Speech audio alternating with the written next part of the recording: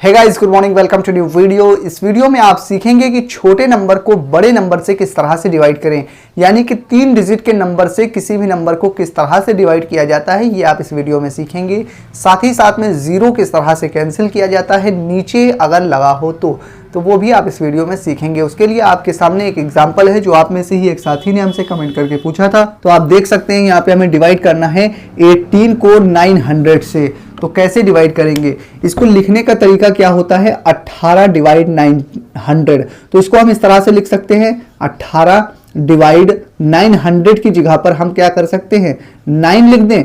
ये चीज ब्रैकेट में मल्टीप्लाई 100 इस तरह से भी कर सकते हैं, क्योंकि 900 को हम इस तरह से भी लिख सकते हैं। अब 9 का 100 में मल्टीप्लाई करेंगे तो 900 आ जाएगा। तो ये बात आप समझ गए हैं, मुझे उम्मीद है। अब डिवाइड की साइन की जगह अगर हम चाहें तो बटे में इस तरह से 900 भी लिख सकते हैं, ये भी बात आपको मालूम है। और 900 ना लिखना चाहें तो आपको मालूम है मल्टीप्लाई करके 100 इस तरह से भी लिख सकते हैं, क्योंकि इसका इसमें मल्टीप्लाई करेंगे तब भी 900 ही आएगा।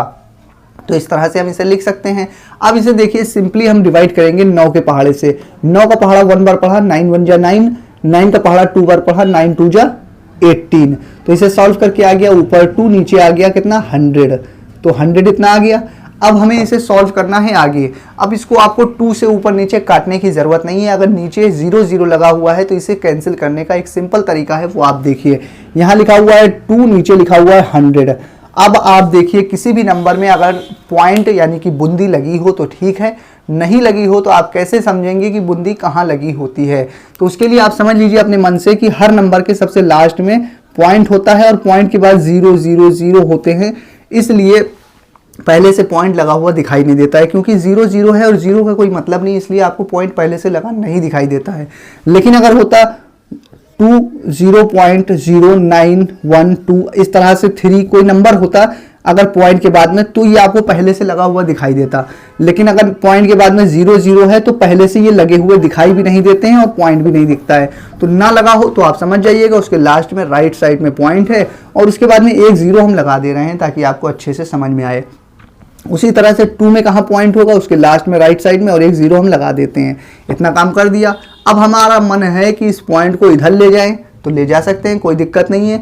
ऊपर वाले को इधर उधर ले जाना है तो भी ले जा सकते हैं। लेकिन ध्यान सिर्फ आपको ये रखना है कि नीचे वाले पॉइंट को अगर इधर ले जा रहे हैं तो ऊपर वाले पॉइंट को भी उधर ले जाना पड़ेगा, ऊपर वाले पॉइंट को इधर ले जा रहे हैं तो नीचे वाले पॉइंट को भी इधर ले जाना पड़ेगा। सिर्फ आपको बराबर बराबर नंबर गिनकर इधर उधर ले जाना है। तो हम क्या करेंगे, नीचे के 0 हटाने के लिए इस पॉइंट को उठाकर यहाँ पर लगाएंगे।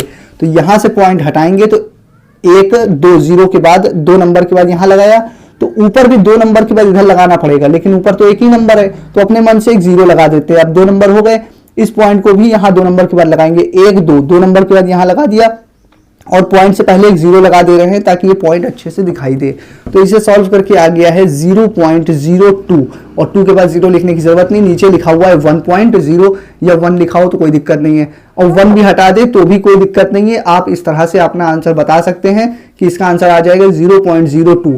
तो आपको मैंने समझाने के लिए इतना काम किया, लेकिन अगर आप समझ गए होंगे तो आप डायरेक्ट यहाँ पर देख कर ही लिख सकते हैं। नीचे 2 0 है, 2 0 हटाना है तो ऊपर 2 नंबर के बाद पॉइंट लग जाएगा, नीचे से 2 0 हटेंगे तो ऊपर आ जाएगा 0.02।